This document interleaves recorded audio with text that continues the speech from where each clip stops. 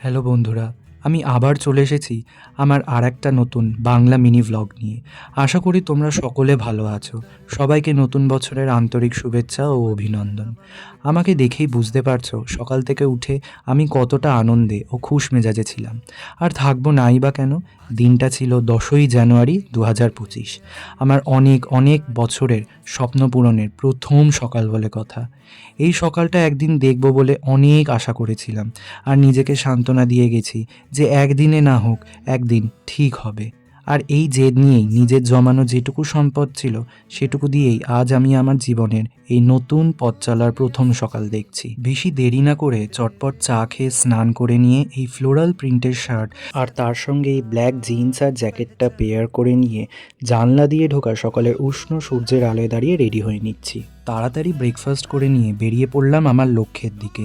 মনে মনে একটা টেনশন আর ভয় দুটোই সমান তালে আমায় সেদিন সঙ্গ দিয়ে যাচ্ছিল। আরে দাঁড়াও, এখনো তো বললামই না যে কোথায় কোন স্বপ্ন পূরণ করতে যাচ্ছি।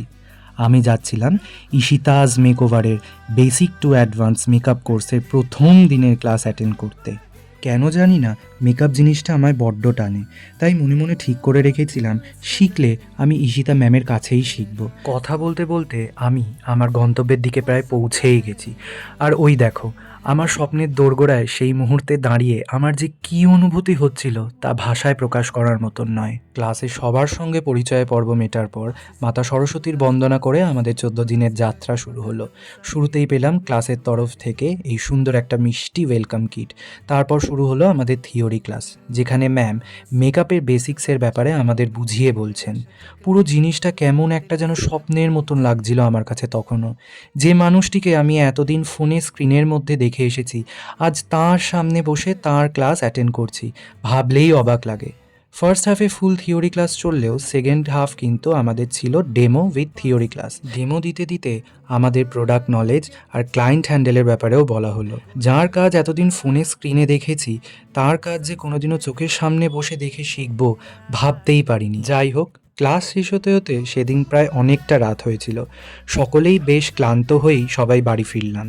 আমার এই স্বপ্নটা যে আমি কোনোদিনও পূরণ করতে পারবো তা কয়েকদিন আগে পর্যন্তও ভাবতে পারিনি। শুধু সঠিক মুহূর্তের অপেক্ষা করে গেছি আর নিজের ওপর বিশ্বাস আর আস্থা রেখেছি যে আমি একদিন ঠিক পারবো। জীবনের প্রথম গোলাপ পেলাম, তাও আবার ভালোবাসার জায়গা থেকে। যত্নে যে তাকে রাখতেই হবে। 10ই জানুয়ারি 2025 চিরস্মরণীয় হয়ে থাকলো আমার জীবন পাতায়।